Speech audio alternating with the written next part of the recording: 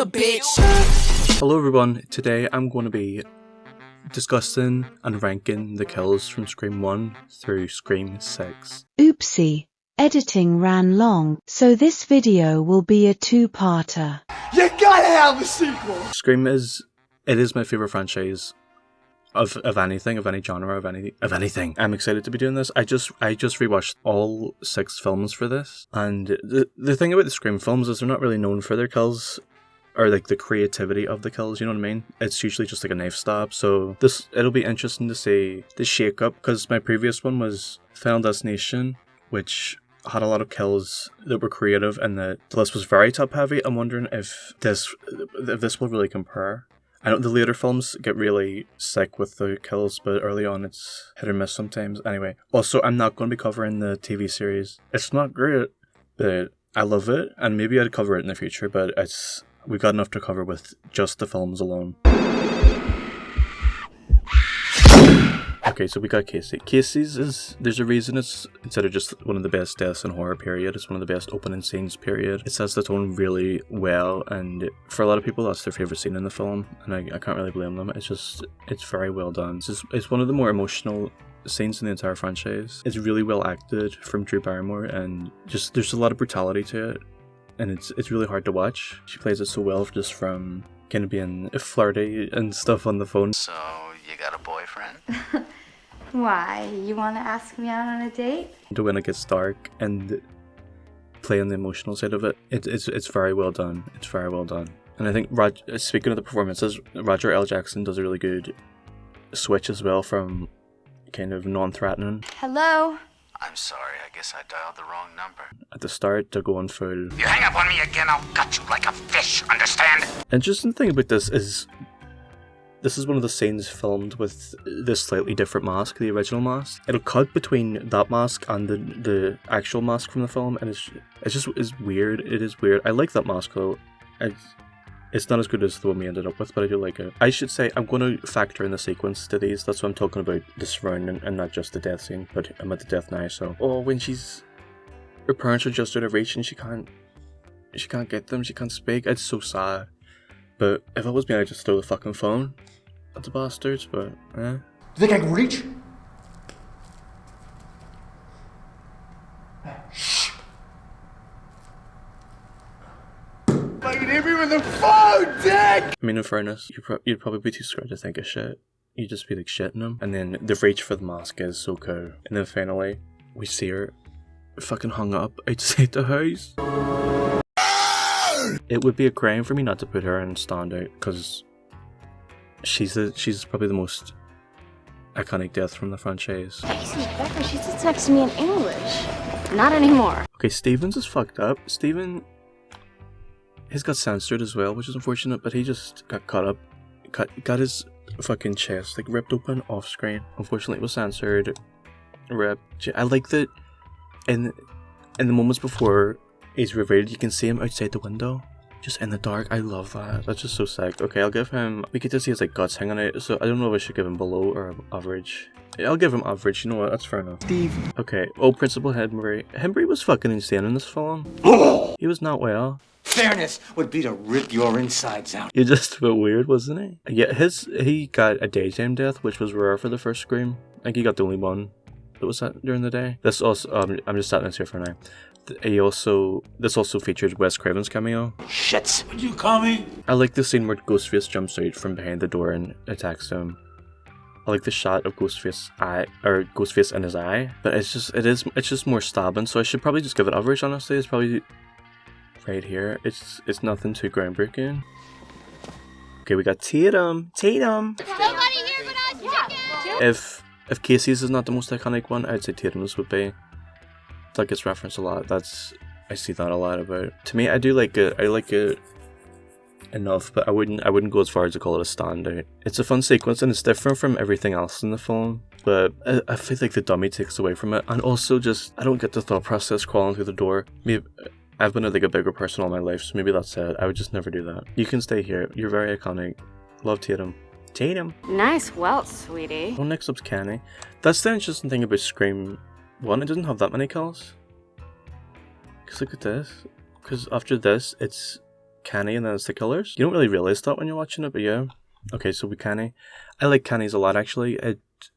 He had a throat slit. The sequence was nice because it was him. Even after he got his throat slit, he was looking out for Sydney. And before he got his throat slit, he was trying to look out for Randy. So he's just a nice guy. Also, he gets to skirt Gail, so he gets to annoy her one last time, which is lovely. The guy ain't in the union no more. Okay, Stu. Stu gets, like, stabbed a lot. And then he gets a TV dropped on him. I've never got behind that theory. I don't like that theory. I just believe he's dead.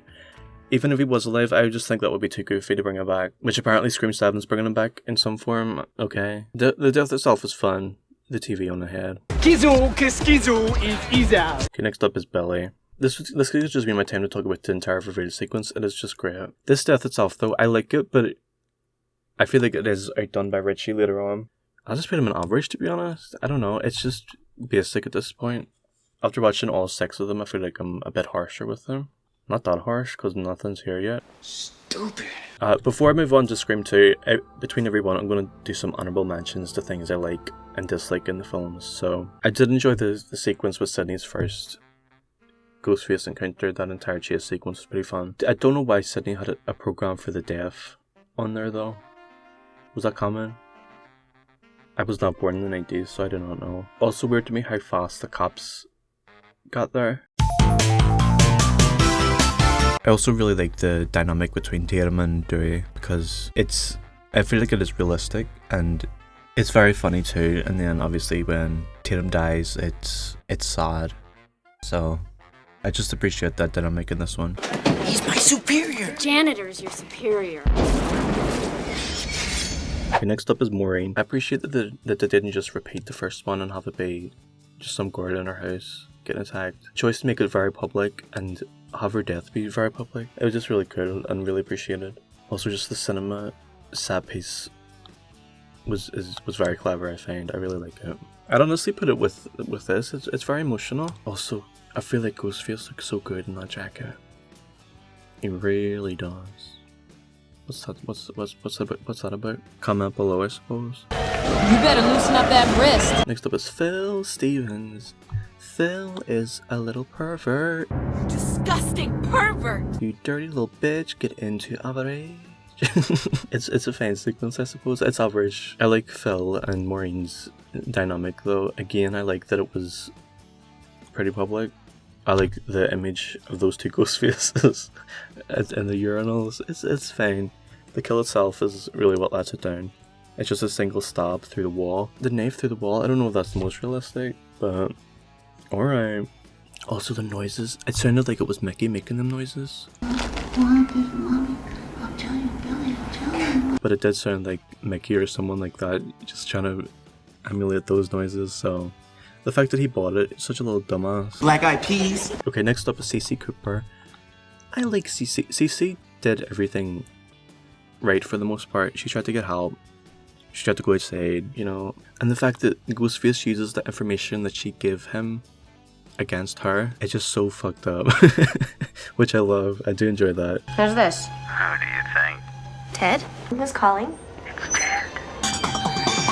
It's just a classic Scream sequence with the chase scene and the throwing stuff against the killer, the killing falling. But I feel that Sarah Michelle Gellar does a really good job in this. I feel like the film kind of wastes her because she didn't get that much to do outside of the death. She's in the scene with Randy, and I believe she was in some deleted scenes as well. But they definitely should have utilized her better. I'll put this above average because I really do enjoy it's mostly the pre-sequence. It's when we get to the chase, it's like What I will say, you can see when she's thrown off the ledge, you can see the crew member's hand. That's fun. I think I learned that back when I used to listen to the director's commentaries. Okay, next up is Randy.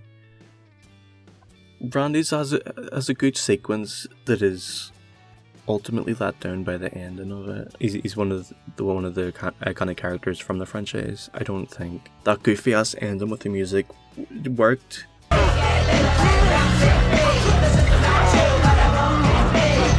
I think that might be my least favourite moment from the franchise. Weird bitches. Maybe I'll give it below average because he of all people deserved a better death.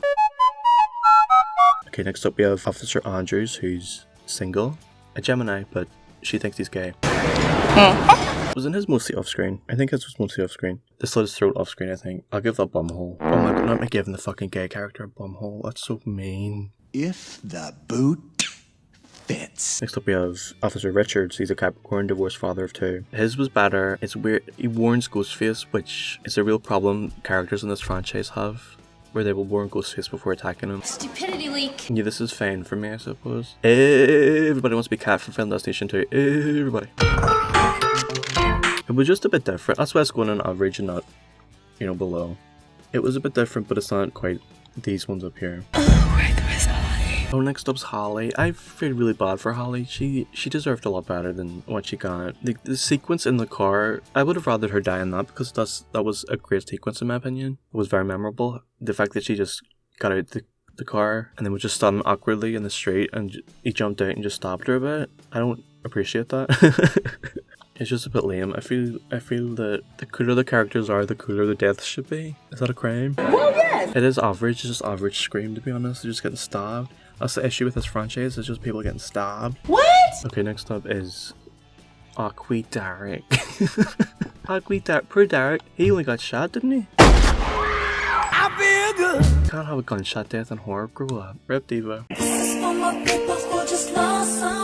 Mickey. Mickey just... He was given diets too. Just for the taste of it. Stew. A lot of killers in this franchise start giving diets too. It's really sad. But a lot of his lines are just beyond quotable to me. I think the entire second act of Scream 2 is just burned in my head because I used to watch that every day for I think the year 2015. I'd watch one of the first 3 films every day for some reason. What is autism? His is another gunshot, but I feel like his is a step above Derek's. I think it's because he got riddled with the gunshots at the end, and he got to do the jump scare as well, so I can't be too mad at it, so it'll get average. So who's doing that? And then we got fucking Debbie, what's her second? Debbie Salt. Her real name isn't Debbie, which is upsetting. Debbie Salt doesn't exist. Don't say that. She just got shot in the head at the end. I don't appreciate that. I'm gonna give a bumhole. What did you just say? Okay, honorable mentions for Scream 2. I'll just read, you know what, I'll read directly from my notes, shall I? I love the delivery of, "Hi, Sydney." Hi, Sydney. Hi, Sydney. I can't do it. I could do Mickey Mouse, if you want. No. I love Dewey's theme.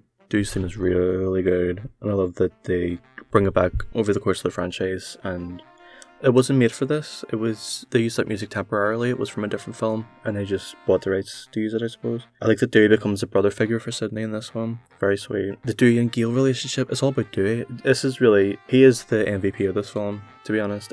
I feel like this one is dedicated to him. Maybe if we go along those lines, Scream 1 is dedicated to Sydney, Scream 2 Dewey, and then Scream 3 Gale. I think that's fair enough. Oh my god, if Joel ever returns, you cannot kill him. That would be so dumb, and just... If he ever returns to the franchise, then he just have him leave again. That could just be his entire stick. They changed the line from this trailer. It was Ghostface saying, It's time, girlfriend. You ugly. It is interesting imagining Mickey or Miss Loomis saying that. Oh, the Gale shit sequence is the highlight. It's probably the best sequence of the picture. And finally, I fucking killed him. That may be one of my favourite scenes in the franchise. It's Sydney at her best. Okay, Scream 3, guys! Oh my god. On rewatch, I loved Scream 3. I love that one so much. I know it's very unpopular. I just find it so enjoyable. It is good, I think. It has definite issues, but it's good anyway. Pat and Weary's death scene. What's good about this is we get to see his progression from just being fame hungry into to actually having achieved the fame. I like that. Obviously the backdrop of Scream 3 is just Hollywood and, you know, filmmaking, so it is cool that just from the very start we get to see Cotton just driving through Hollywood. I don't know, I just appreciate it. But yeah, the kill itself, it's just another meh one. It's fine, it serves it. There was a cool deleted scene for this though where he tries to climb out a skylight and then Ghostface stabs him through the leg, which I thought was really cool, but they ended up cutting it. This one, Scream 3 was deeply affected by censorship. Columbine happened, and just this shockwave hit, and everybody that didn't like horror films, that was in a position of power, came after the studios. That certainly had an effect on us emphasizing comedy in the third film over more graphic kills. Honestly, for Scream 3, I like that Scream 3 is a little bit more comedy focused, so I don't mind too much, but for this list, it's not boding well. Oh, it's bad! Oh my god, Christine. Poor Christine, she had to listen to Creed before she died. That was awful. Right, that's it. No, stop you. Oh, You go into bed. I'm using you. Well, it's not bad. Again, this is another bad decision as the voice changer in this. It can just change to any voice, which is technology we don't even have today. We can use AI, I suppose, but it still wouldn't sound as flawless as it did in this. Yeah, it is. This one is just disappointing. She gets a single stab and dies. Huh? The previous two opening sequences give us standouts, and this one didn't give us anything really. She sent you to prison for a year! Okay, so we have Sarah Darling. The pre-sequence to this as well is just very good. It made use of the different departments of the film studio, with like the rubber weapons in the prop department. That was funny, that was good. And to the costume department with Ghostface hiding among the costumes. In that aspect, it is really good. I also just like the way she is on the phone with Roman before she realizes shit's gone bad. The whole shower thing's been done. Vertigo, hello. And then the later on the callback to when she accidentally broke a statue. Do you think this wasn't a message? I do like that. The death itself, I'd say it's below average to be honest, but you know, I'll leave it here for now. We have Joe Swanson from Family Guy. Hey, Peter! This one is just a basic death that is made up for by the aftermath with him coming to the front door all bloody. I do like that. Also, don't have fucking Steve in your name if you're in Scream, because he died. He died. And where's there? He died. Don't do it, guys. Also with his, I do like the Ghostface uses the frying pan to knock the knife in. That's appreciated. Next we have Tom Prince. It's a really convenient scene. The fact that he can read up until he gets to the last line, and it just down by explosion and Scream is just ridiculous. You don't do that. This is really good for you. I like Angelina's because the drag at the end, I think that's just the most impactful part. It just looks so creepy. I really just think she should have been a killer. I feel like this would have worked a lot better if she was a killer in Scream. People disagree on this. I just think I would have preferred it being two people, and I think she would have been fun. I think she would have just been Diet Stew, but I think that could have been fun for her. I don't like that there's one killer, because Ghostface seems like he just disappears sometimes and just appears somewhere else really quick. At least with the other ones, she can kind of explain in your head that it's two different people, and that's how they can go from one place to another so quick. See ya. Next up is Tyson. He was just killed by a balcony again, so everybody wants to be Sarah Michelle Gellar. I like the rug pull before them. I like that. And does he get stopped before then as well? This will get average again. I could not be arsed. Oh, you motherfucker! Jennifer Jolie. Jennifer Jolie is my favourite sequel character. I've loved her since I fucking first watched Scream 3. I just really enjoy her. Her death devastates me, but it's very much needed because none of the deaths would really be that consequential except for Cotton. Her death hurt, and it was the only one of the film that I would say that for. Again, it's basic with just stabs, but it also has the element of the mirror. Okay, next up we have this fucker, Milton. Milton had the least impressive throat slit, I think, so far. Maybe of the franchise, I don't know. It's just, you've seen better, and it just doesn't deserve to even be up there. You're obsessed with her, and you're obsessed with her daughter! Oh, next up we have Roman. I like Romans because the entire the sequence with a Sydney flipping the script on him. The entire sequence is so good. I really enjoy that. The later half of the Scream 3 finale, just because it's Sydney getting her own back. Was it with an ice pick she stabbed him? I don't know. I'm not rich. She stabbed him, and then she like fucking went at him, and then when he was on the ground, she said, "Stab 3, right?" And then fucking stabbed him, and then he got shot again later. He got a lot of shots, but none of them hit, none of them pierced him except for the head one. I like this one. It's fine. It's fine. Okay, so I'm at the Animal Mansions again. God, we keep meeting each other like this. Crazy. Oh yeah, the DVD has a fucking god awful song and music video from Creed. Awful. But it features Ghostface and David Arquette, so I can't be too mad at it. Shut the fuck up already! Oh, Sydney is a crisis counselor. I love that decision. That was such a good fucking path for her to go down. I like that that was where they went with that one. Okay, Ghost Mom was like really goofy. I love the green Scream mask. The big one that's on the wall. I've wanted that since I was a child. I love that. Well, the chase through the set was really good. I love that. Oh, it was just clever. Also, I'm mad the fucking Sydney didn't end up staying with Mark, because we thought he did after fucking 5 and 6, and then apparently Spyglass is so fucking cheap because they can't afford anybody. Apparently they couldn't get Patrick Dempsey back, so they just rewrote it so she was dating a different guy called Mark. That's some bullshit. Fuck off. Scream 7, fuck off. Spyglass, fuck off more appropriately. Just dickheads.